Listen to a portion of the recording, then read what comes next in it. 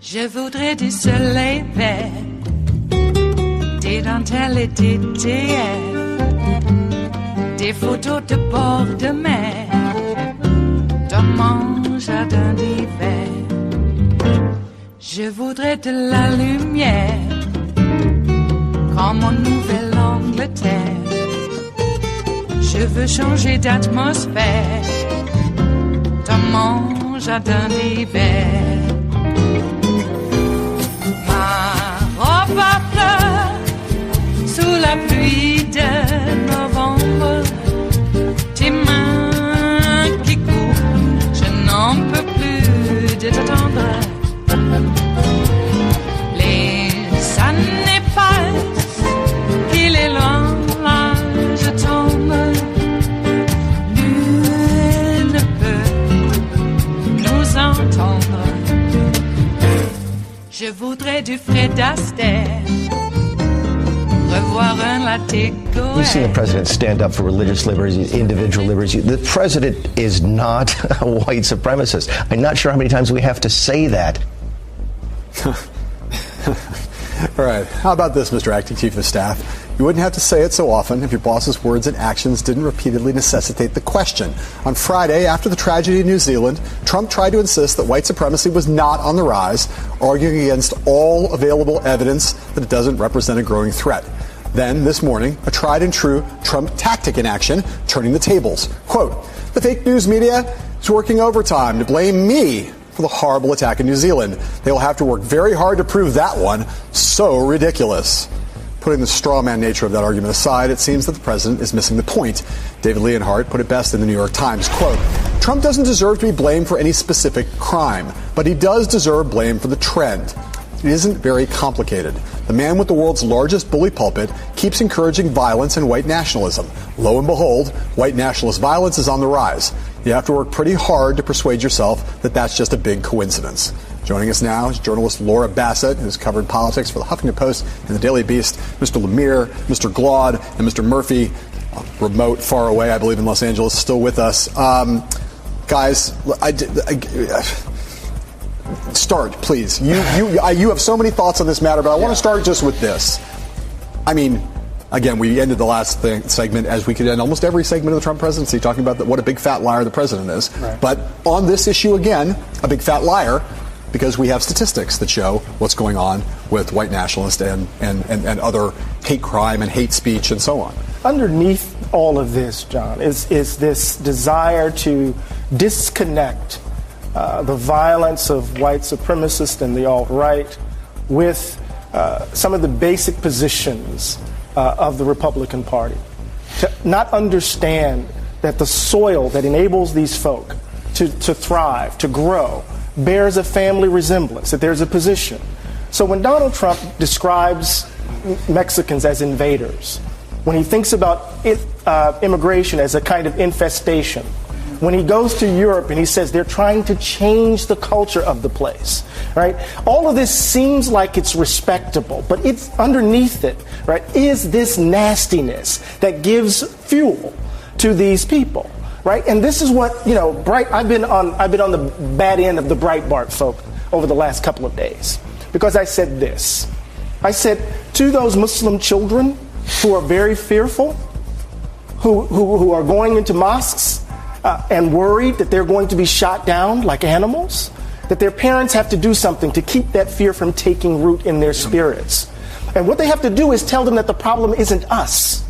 The problem isn't with immigrants. The problem isn't with people of color or black folk. The problem is with this idea of whiteness, that somehow it should accrue special benefit to folk. And Trump lives in that space day in and day out. When we talk about him playing to his base, we know exactly what we're saying. He's playing to their fears and to their hatreds. So there's a direct linkage that they want to break, and Mick Mulvaney thinks he could just say it, and we know that he lies through the side of his neck all the time, too. The side of his neck, awesome.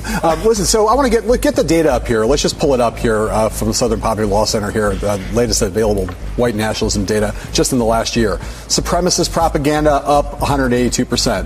Racist rallies and demonstrations up 20%. Hate groups up 7%. That's all United States data. It doesn't deal with international stuff. Right. So, Mike Murphy, I ask you, as someone who's worked for people who've gone on to become president of the United States, the president does two things simultaneously in the face of what happened in New Zealand. One, he does not condemn it for what it is. And two, he denies that what it is a real problem. How could you possibly imagine, if you were Mick Mulvaney or anyone who worked for Donald Trump, even if this were just an isolated incident, even if there wasn't Charlottesville, even if there wasn't all the rest of the evidence, just on the basis of his behavior in this time frame, how could you possibly go on television with a straight face and try to claim that it's ridiculous that someone thinks the president might be aligned with white nationalism? Well, look, when you go to work for Donald Trump, particularly on the domestic policy side, you check a lot of things at the door. That's like requirement job one, and that's part of it. Now, look, I think the problem is I don't believe the president is an arsonist, but I think he is magnificently careless with matches. And he doesn't seem to understand that part of his job is not to be just the head of the elected government and demand things and vilify opponents and do all the political rough and tumble at a massively coarse level, I might add. He's also the head of state. He speaks for the whole country. He's supposed to be the defender of institutions. So one of the main jobs of a president is to preempt things like this, and when they happen, address them in a way that takes the energy away from it, the causal energy away, by reminding people of the values that bind us together as a country. He does none of that by choice. Instead, he pivots to somehow he's the victim.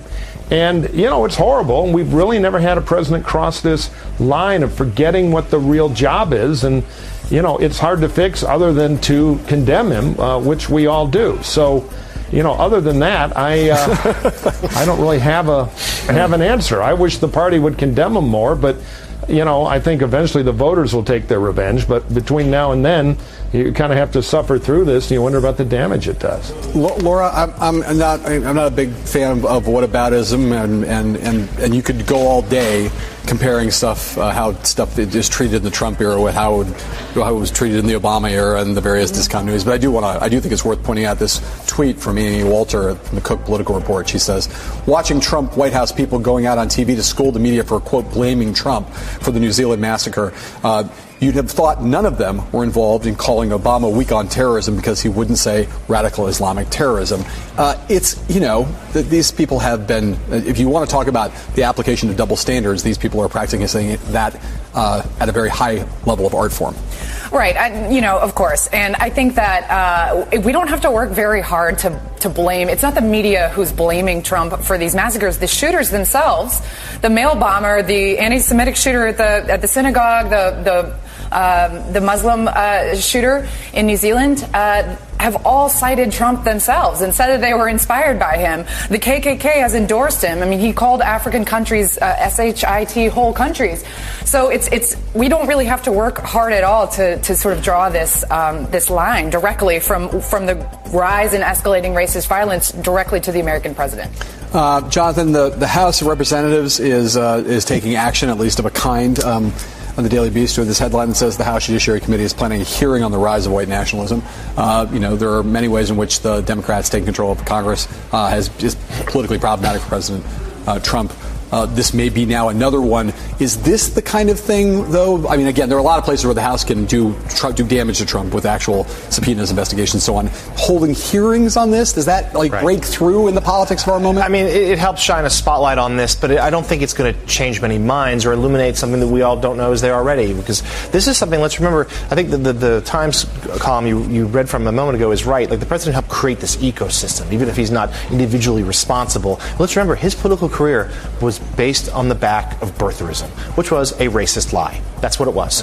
And since then, in the early days of the campaign, he was slow to reject the support of David Duke, and nothing has changed since. We know how he's vilified Mexicans. Mind you, on Friday, when he signed this national emergency declaration, he referred to illegal immigrants as invaders. Hours after that same manifesto that the New Zealand shooter, he used that same word, invaders, to describe immigrants. So this is something that is part and parcel with this president, even looking beyond the high-profile moments like Charlottesville. This is just simply part of the space he's created. It is Tuesday, the 19th of March of 2019, and you are in West Coast Cookbook and Speakeasy. I am your chef de cuisine, Justice Putnam, and our daily special is Tarrytown Chowder Tuesdays. A little bit of hot Hungarian smoked paprika will make all the difference indeed. Well, Devin Nunes is suing parody accounts because he's apparently unable to tell the difference between a parody account, his mom, and a cow. And unbeknownst to Devin Nunes, apparently, is something known as the Streisand effect. And what is the Streisand effect? Complain about something publicly, and you will be deluged with what it is that you are complaining about. There are now more Devin Nunes parody accounts than there were before the lawsuit. And though Devin Nunes' mom has left Twitter, Devin Nunes' cow has got overnight. He got overnight. It's a cow. Overnight, over 15,000 more followers. Devin, I think you should be suing your lawyers for defamation for filing the lawsuit. Boy, you read that and you're wondering, boy, I don't know. Sounds to me that the lawyers don't like Devin very much, but they'll take his money. Which also begs the question, who is paying for Devin Nunes' lawsuit? I don't know. I'm thinking it's laundered rubles. That's what I'm thinking. But we'll find out soon enough, because the S is hitting the fan. Cohen's report, the subpoena, the warrant, that's what I'm trying to say. The warrant has been released, hundreds and hundreds of pages. And looks pretty much like the judge said, yeah, raid that mofo. Looks like he's up to no good. And he wasn't. And he was, but that's because he was doing the job for you-know-who. And you-know-who, that we all refer to as Individual One, is now attacking Kellyanne's husband. Oh, my. With a little bit of help of his campaign manager, Parscale. God, I hate that guy. Send him back to, I don't know, sitting in a Starbucks all day. Would you like a website? I can do you a website. Yeah. Seems a bit untoward. I guess you could say it's untoward that Kellyanne's husband has been so vociferous in his public proclamations against Trump. But it adds to the, the reality TV aspect of it. You know, if you were writing for a reality TV show, you would probably argue that Kellyanne's husband doing what he's been doing is just not believable. People won't believe that anybody would do that. Yeah, there's writers on reality shows. That's how you can tell. Though my brother did fill me in that on the TV show he's on, it's pretty much a free-for-all. People actually do get upset. It's, the producers, of course, will let things escalate to a point because it's good TV.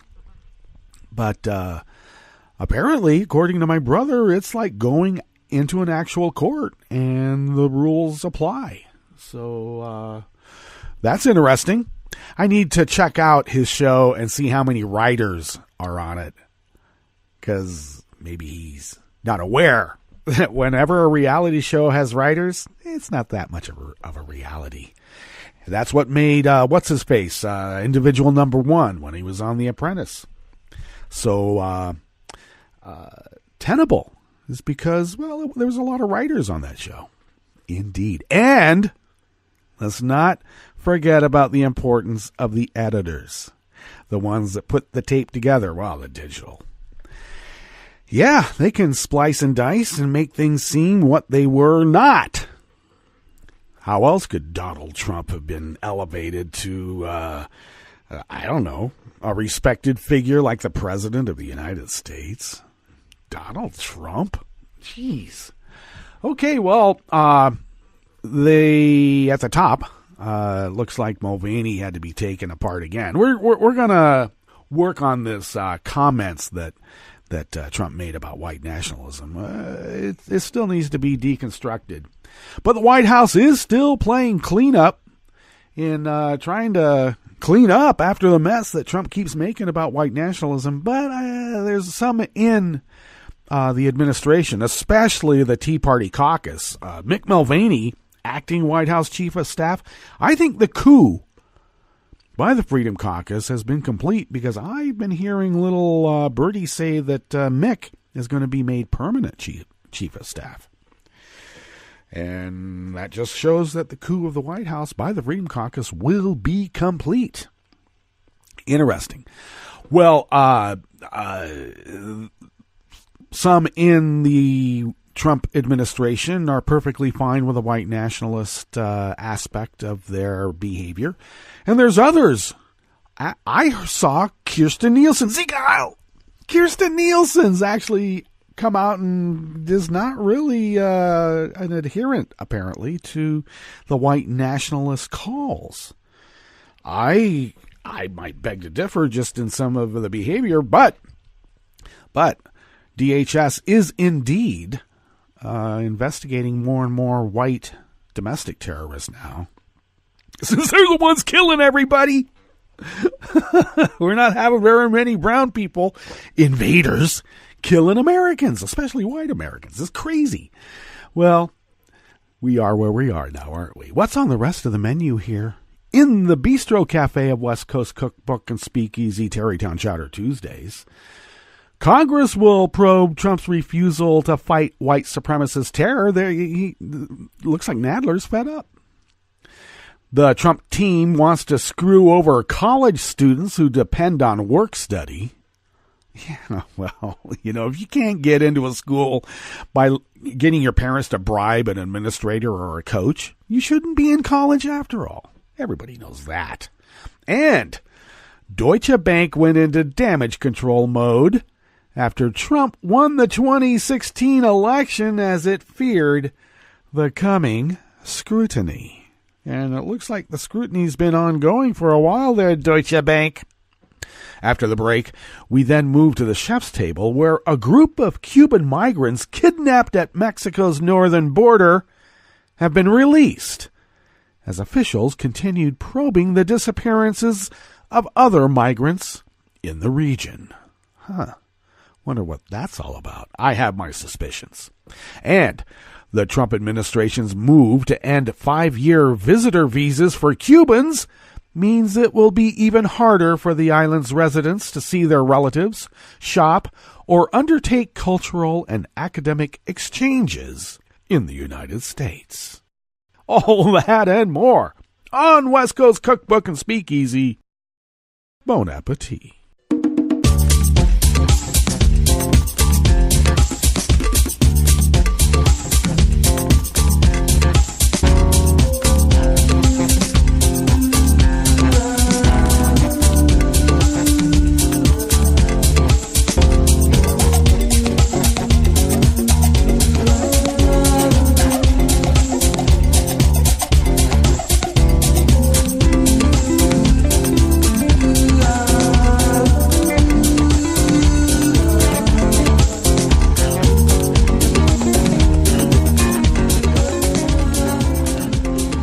Bottom of our homepage at netrootsradio.com, to the rightish of the page, is the chat room link. You can check it there. It's right there. And it is monitored by Kelly Lincoln. So do engage.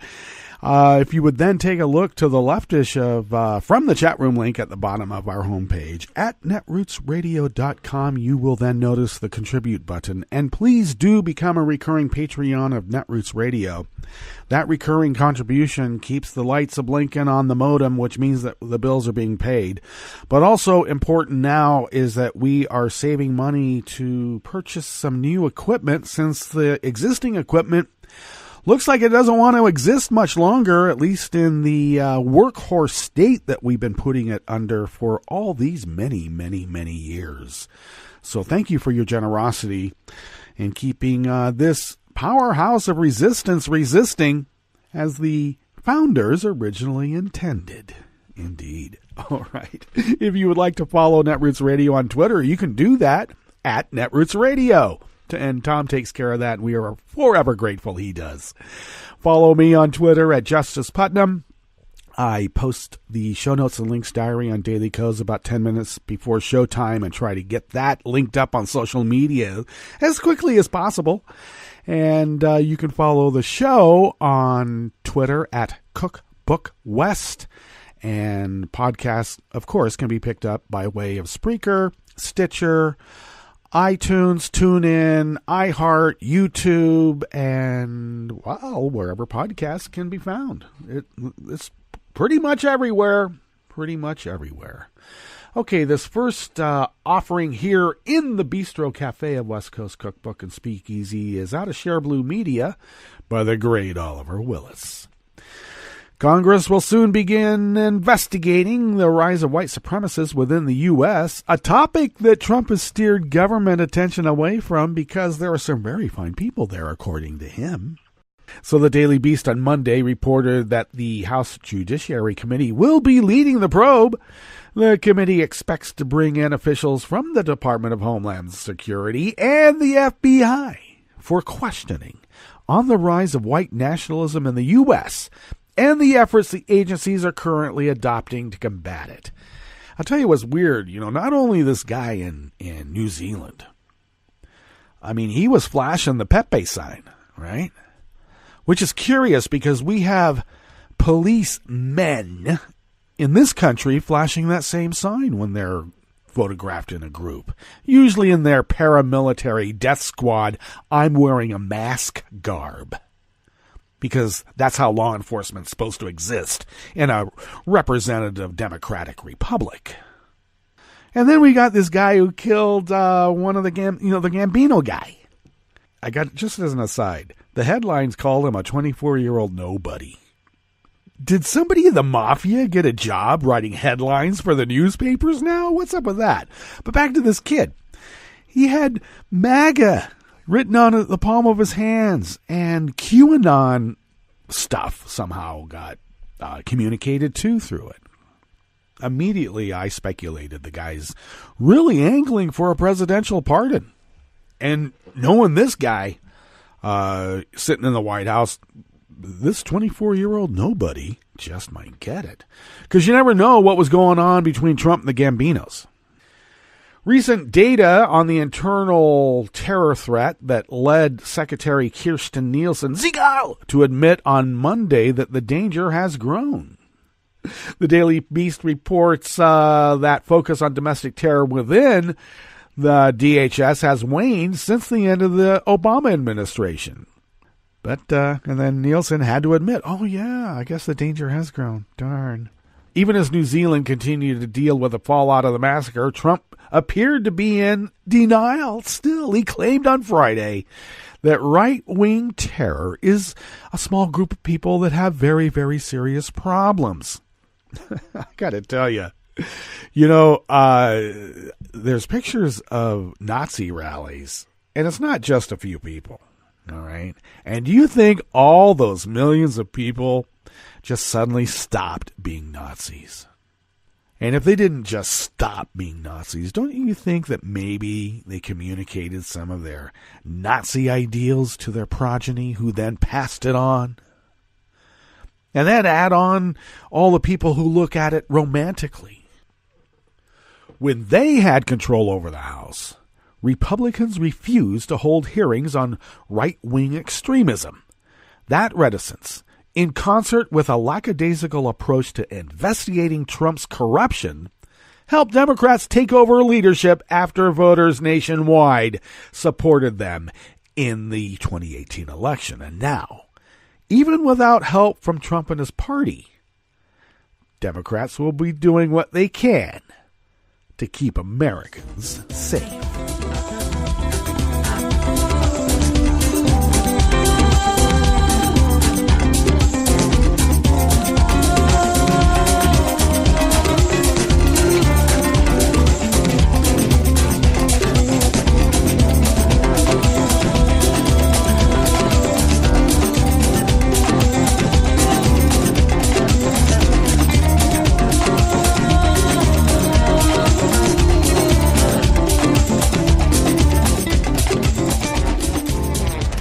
Before we get into this next offering here in the Bistro Cafe at West Coast Cookbook and Speakeasy, I wanted to make note of the suicide of Alan Kruger, the former economics advisor for both Clinton administration and Obama. Taking a quick look at social media, of course, everything at the top is all of the typical conspiracy BS that you would expect. But no one knows the pain that someone else has. I have my own feelings now about leaving early, now that my only son passed away at the end of the year. So I think that we're quite lucky to have come this far after all these billions and billions of years to get to the point where we are at. Through, from just carbon elements floating around in the cosmos to thinking self-actualizing entities as we are. Quite lucky that accident happened, and to go out early, especially by one's own hand, seems, I don't know, to me sad. But he was obviously in a lot of pain, and it's not up to us to speculate or to determine the right and wrong of it, and maybe we should just let that story be. Though the Gateway Pundit and others of the usual suspects are on it, and we know what they're going to do to it. This next offering here in the Bistro Cafe is by Emily Singer, also out of Share Blue Media. College affordability and swelling student loan burdens for students across the country has become a growing problem in recent years, and the Trump administration is hell-bent on making it worse, proposing draconian cuts to work-study and other student loan programs that make it easier for low-income and middle-class students to obtain a college degree. Now, the class divisions that are being perpetuated here, especially by the Trump administration recently, through Betsy DeVos and other aspects of the privatization of our educational system at all levels. This class division, when they start talking about low income, we know what they mean. They mean students of color. And even if you got all the money in the world, you're still going to be considered low income and the other if you are a person of color. Let's be clear. And I would also maintain that higher education has been a party to this as well. I mean, why else make the poor students become janitors to clean up after the rich kids? Why else make the low-income school kids go hungry during school break? Why else make the kids that have worked their butts off to get into the university enter the university by a side door? Literally. Not the front door with the rich kids. This happens. So maybe we should go back to the state university systems that at least on the West Coast, we have grown to love, well, at least back in the day. And maybe the idea of taking out a loan for a college education wouldn't be part of the market system. Investments made in students now reap benefits in GDP later. It's only Economics 101.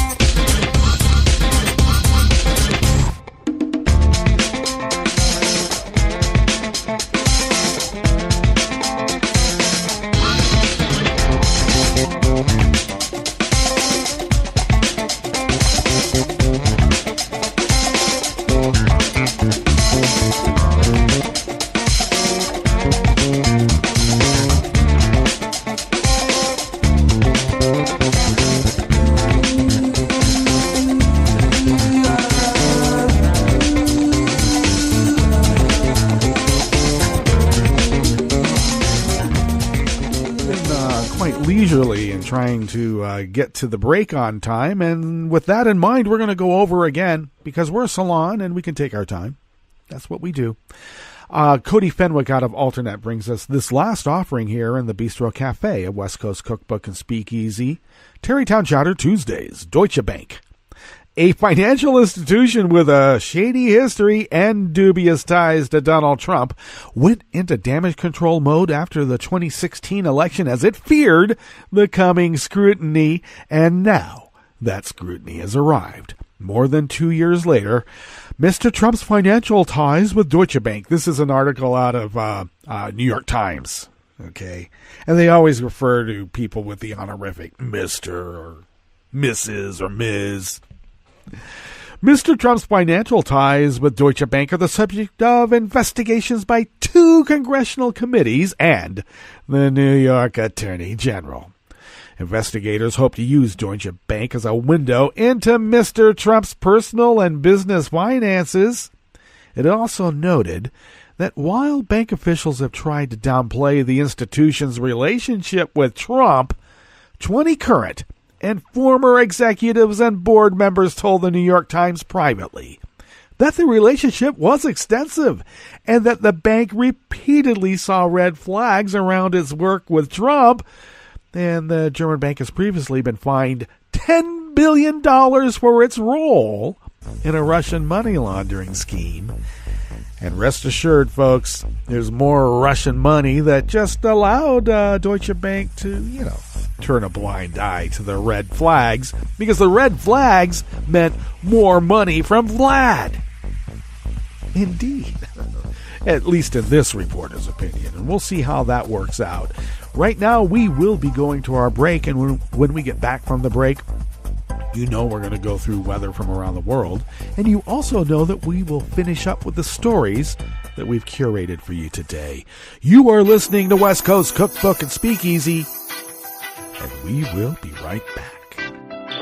You are listening to netrootsradio.com. Please hang up and try again.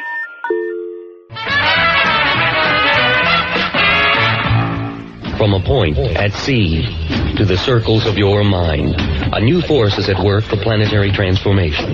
New radio for a new Earth.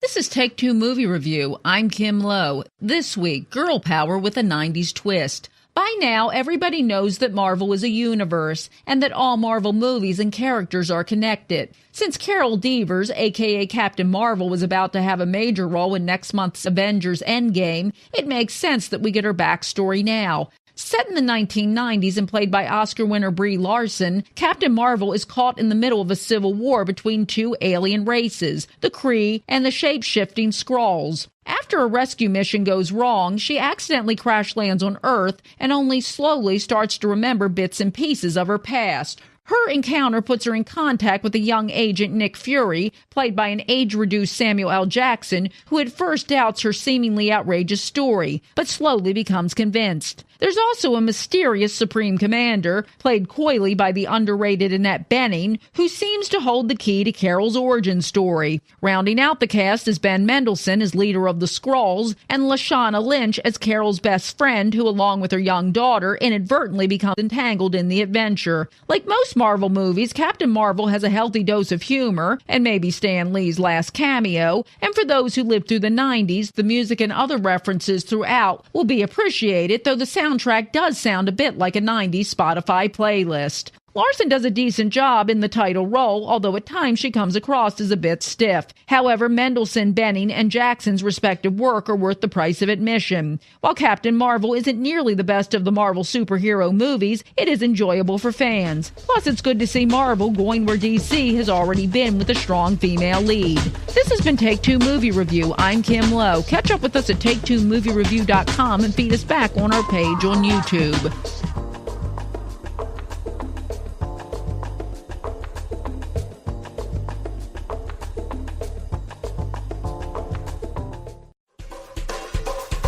This is Scientific American's 60-Second Science. I'm Christopher Intagliata.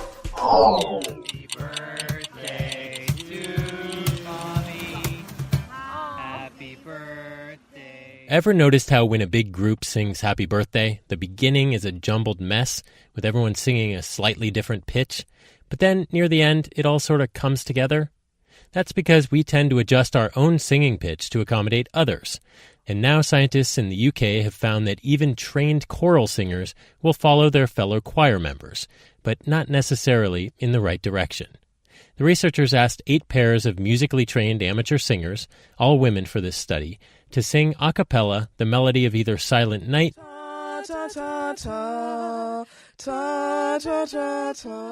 or another classic choir tune, O Sacred Head Now Wounded. Individual volunteers all sang in their own separate studios, under 4 different scenarios. Each singer was completely isolated, hearing only themselves, or singer 1 got to hear singer 2, or singer 2 got to hear singer 1, or finally, both singers could hear each other. Then, the researchers used software to extract pitch information from the recordings. And what they found was that singers stayed more on tune with the pitch written in the musical score when singing solo versus singing with a partner. And when one partner veered off pitch, the other singer followed her, perhaps to compensate for the error, meaning even though they weren't singing the pitch as written, the resulting duet was more harmonious. The findings are in the Journal of the Acoustical Society of America. And the results support a common practice in choirs: put weak singers next to strong ones so they can follow their pitch. As for the rest of us amateurs, if you find yourself out at karaoke, duetting with an off-pitch friend, take this advice from study author Jia Dai of Queen Mary University of London. You have to listen to yourself more than you listen to others. Trust yourself. Never depends on others. This guideline appears to be the key to staying on key. Thanks for listening. For Scientific American's 60-Second Science, I'm Christopher Intagliata.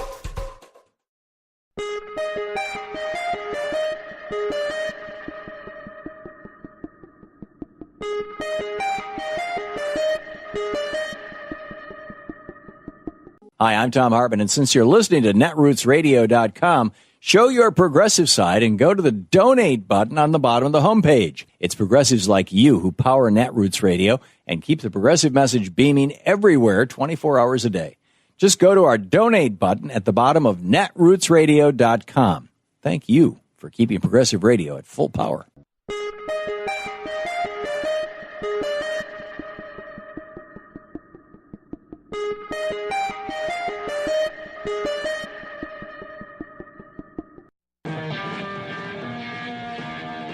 We know the answer to the first question, but the second? I'm Bill Newman, and this is the Civil Liberties Minute.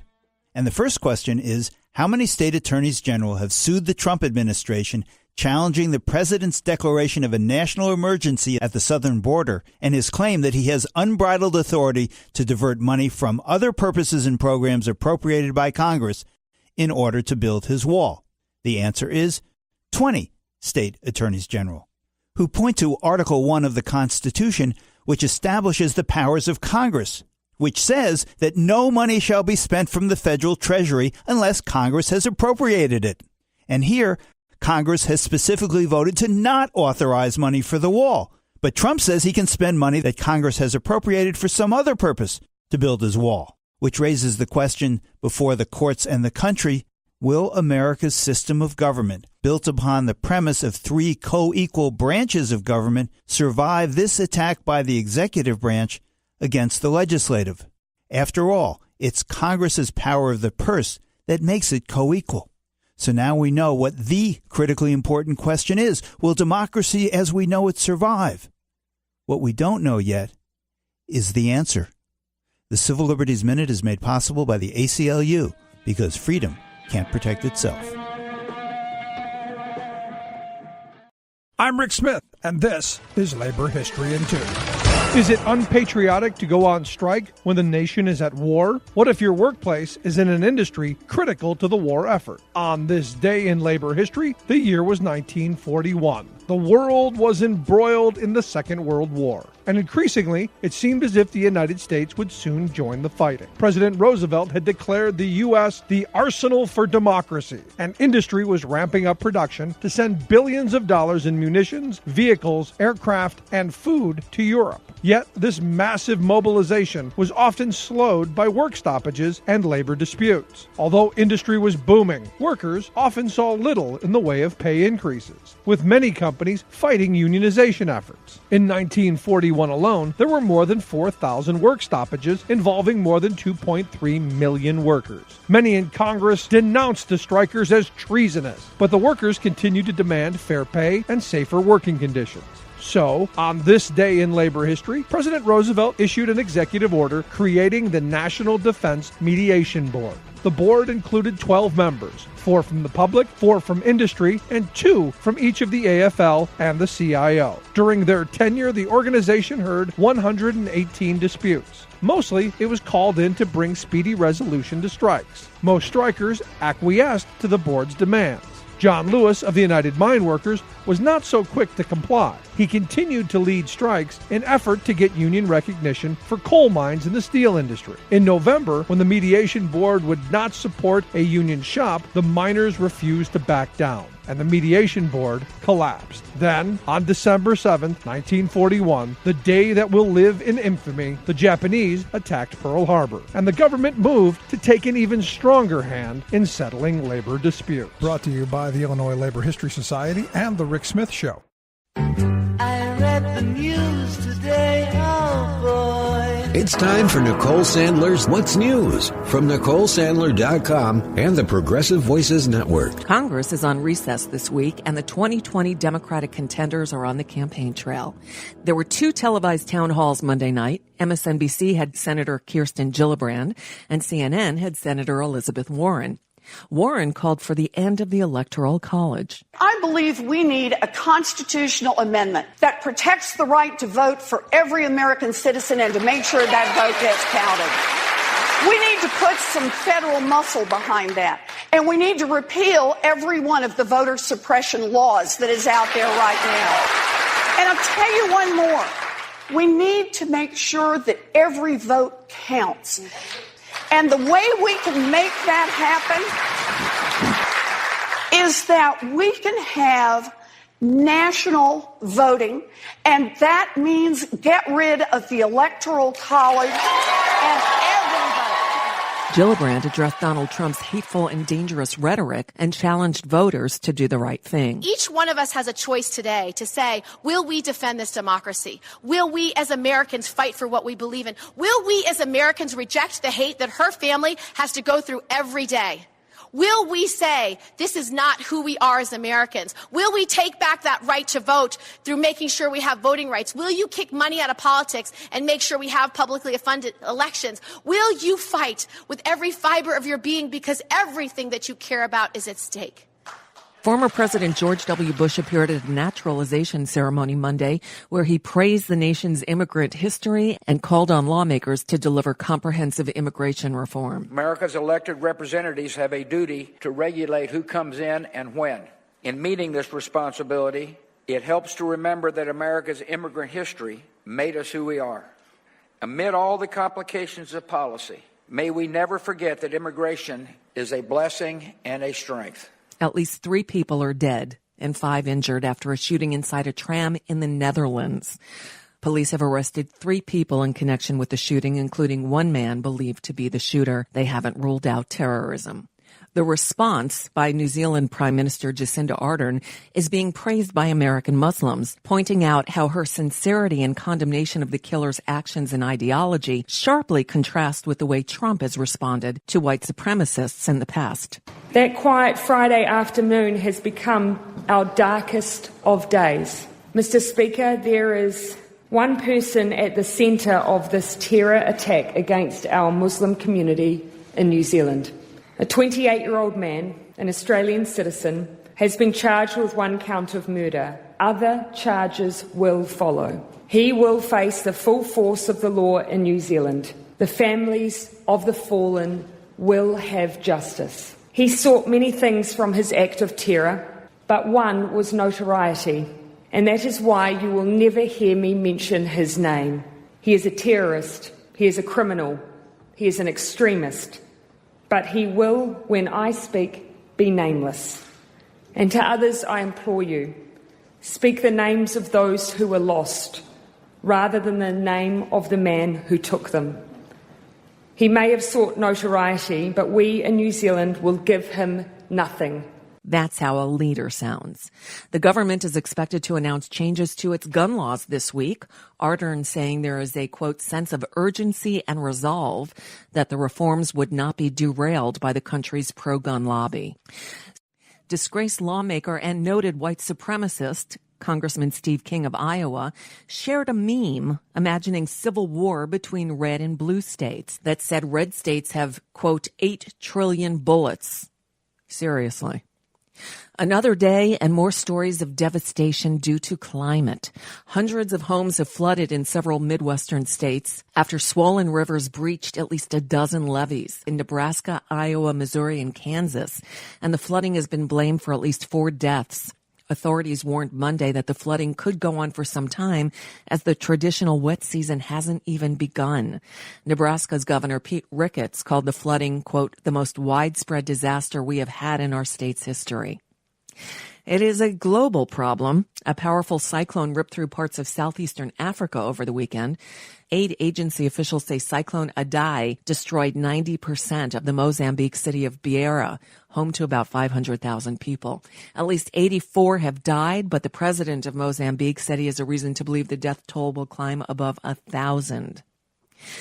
There may have been snow in California a few weeks ago, but there's a giant snowflake in Fresno. Congressman Devin Nunes sued Twitter, 2 anonymous Twitter accounts, and political consultant Liz Mayer for more than $250 million, alleging that the defendants engaged in negligence, defamation per se, insulting words, and civil conspiracy. In the suit, Nunes accuses Twitter of having a political agenda by allowing 2 anonymous accounts, Devin Nunes' mom and Devin Nunes' cow, at Devin Cow, and Mayer to attack, defame, and demean him. And that's just a bit of what's news for now. I'm Nicole Sandler. If you appreciate these reports and the Nicole Sandler Show, I hope you'll consider making a contribution. My work is 100% listener supported, and I can't do it without your help. Find out more at NicoleSandler.com/donate. From UN headquarters, I'm Luke Vargas with your World in 2 Minutes. Monday marked the 5-year anniversary of Russia's annexation of Crimea from Ukraine, an occasion Vladimir Putin celebrated with a concert, even as many legal experts cite the anniversary as a low point for the modern international order. Lauri Melkso is a professor of international law at Estonia's University of Tartu. It disrupted a fundamental rule in international politics, which is that at least since 1945, we have in the United Nations Charter the idea that attacking another state and annexing its territory is illegal. And Russia did exactly that. 100 members of the UN General Assembly declared that move illegal and pledged to never recognize Crimea as Russian. And while that didn't return Crimea to Ukrainian control, Melkso says it meaningfully dented Russia's international standing. It alienated many countries that otherwise could have been bigger friends for Russia because no one tends to like bullies in its neighborhood. Nicholas Fabry, an associate professor at the Sam Nunn School of International Affairs at the Georgia Institute of Technology, says the sanctions on Russia that followed are still causing headaches. No foreign ship can dock at Crimean ports. No foreign airline can fly into a Crimean airport.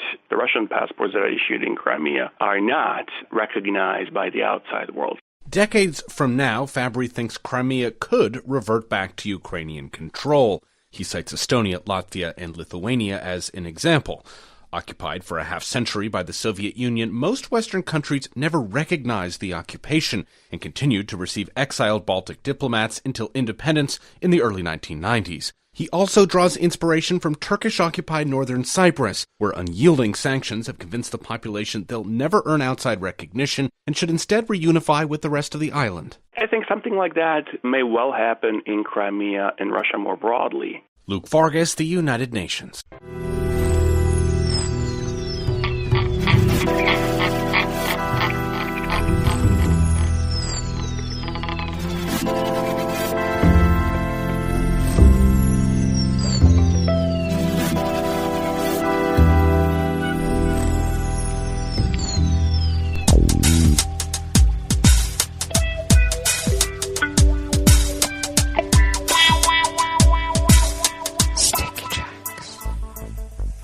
Thank you for accompanying us here to the chef's table at West Coast Cookbook and Speakeasy. Tarrytown Chowder Tuesdays, we always begin weather from around the world along the banks of the Rogue River and the Rogue River Valley of southern Oregon on the west coast of the continental United States of America, where it is currently 44 degrees and we are expecting a high of about 75 to 77 degrees today. Partly cloudy conditions are in play right now and should have, mostly cloudy throughout the day.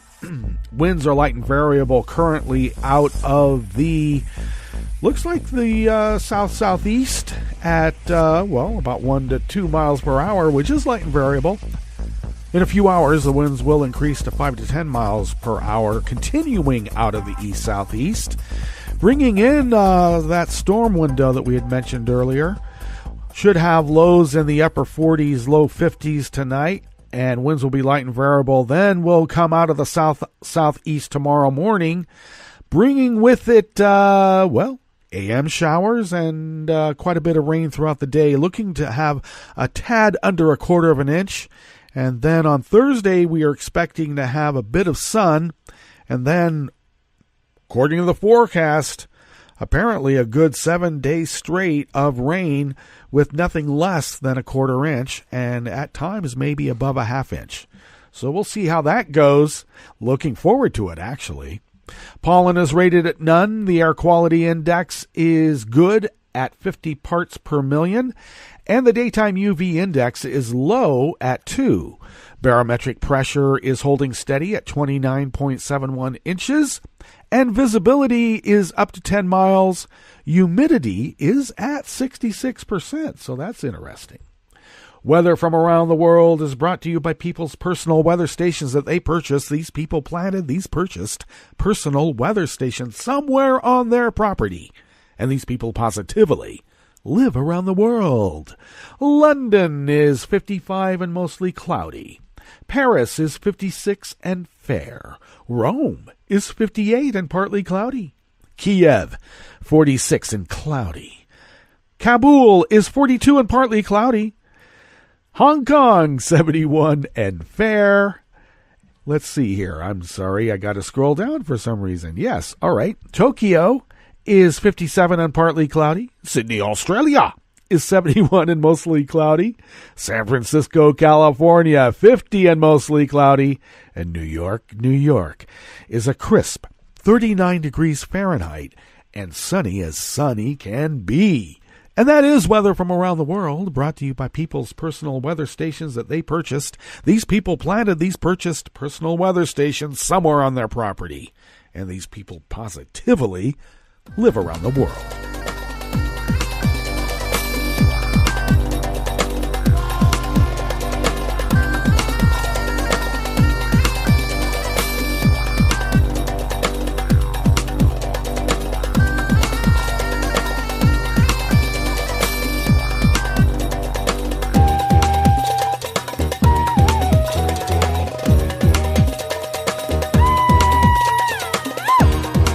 Anonymous worker bees at Reuters brings us this first amuse-bouche here at the chef's table at West Coast Cookbook and Speakeasy, Tarrytown Chowder Tuesdays. A group of Cuban migrants reported as kidnapped at Mexico's northern border have been released, and officials continue probing the disappearances of other migrants in the region. 13 Cubans kidnapped in the border city of Reynosa in the Tamaulipas were released on Sunday and appeared to make their way to the U.S.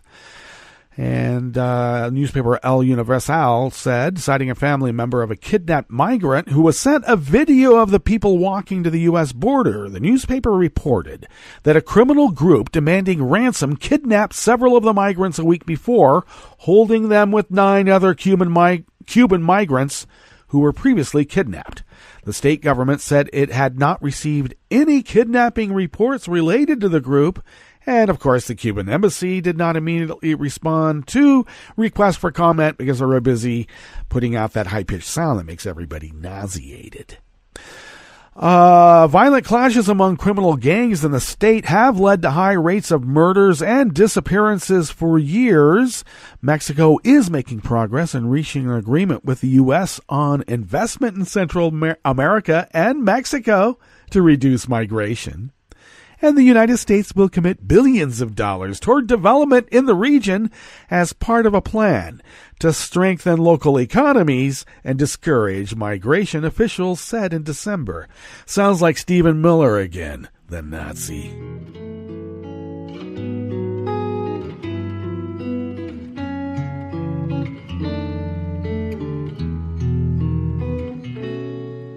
Je te donne ce mon amour pour la vie entière, la promesse de me trouver à tes genoux. Aussitôt que tu m'appelles, rester toujours fidèle, c'est tout, c'est tout.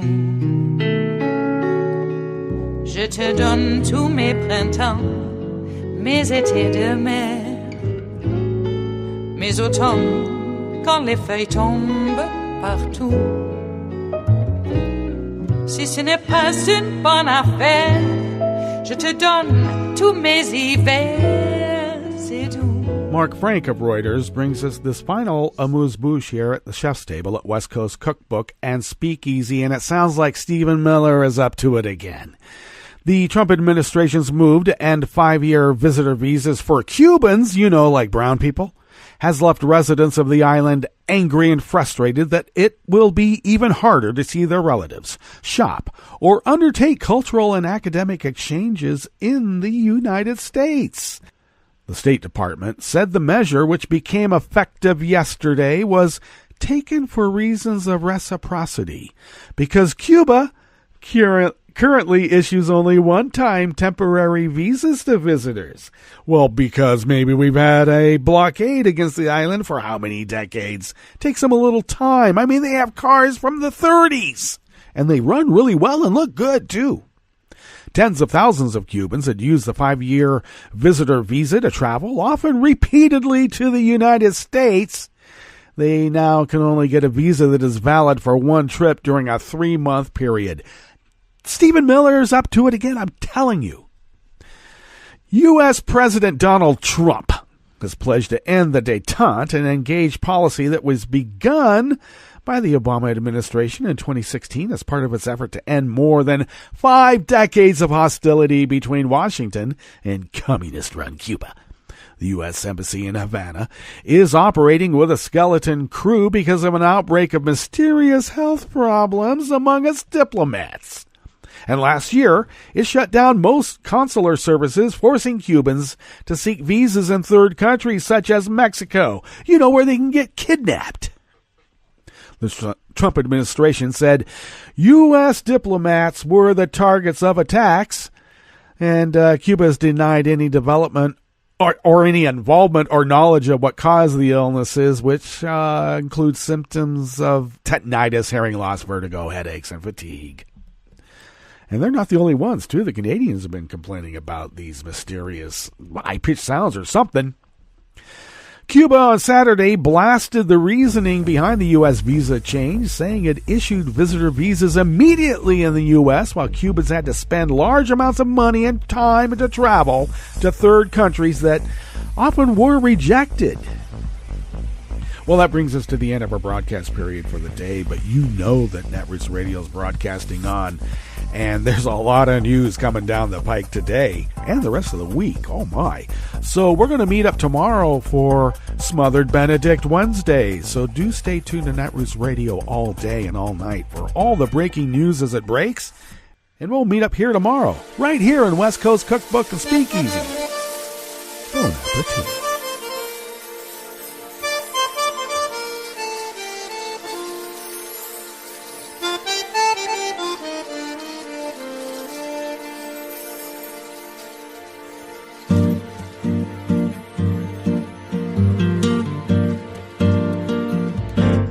Je voudrais du soleil vert, des dentelles et des théères, des photos de bord de mer, dans mon jardin d'hiver. Je voudrais de la lumière, comme en Nouvelle-Angleterre. Je veux changer d'atmosphère dans mon jardin d'hiver. Ma robe à fleurs sous la pluie de novembre. Tes mains qui courent, je n'en peux plus de t'attendre. Les années passent, il est loin, là je tombe. Nul ne peut nous entendre. Je voudrais du Fred Astaire, revoir un latte Goël. Je voudrais toujours te plaire dans mon jardin d'hiver. Je veux déjeuner par terre, comme au long de golfe clair, t'embrasser les yeux ouverts dans mon jardin d'hiver. Ma robe à fleurs sous la pluie de novembre. Tes mains qui courent, je n'en peux plus de t'attendre. Les années passent, il est loin, là je tombe. Nul ne peut nous entendre.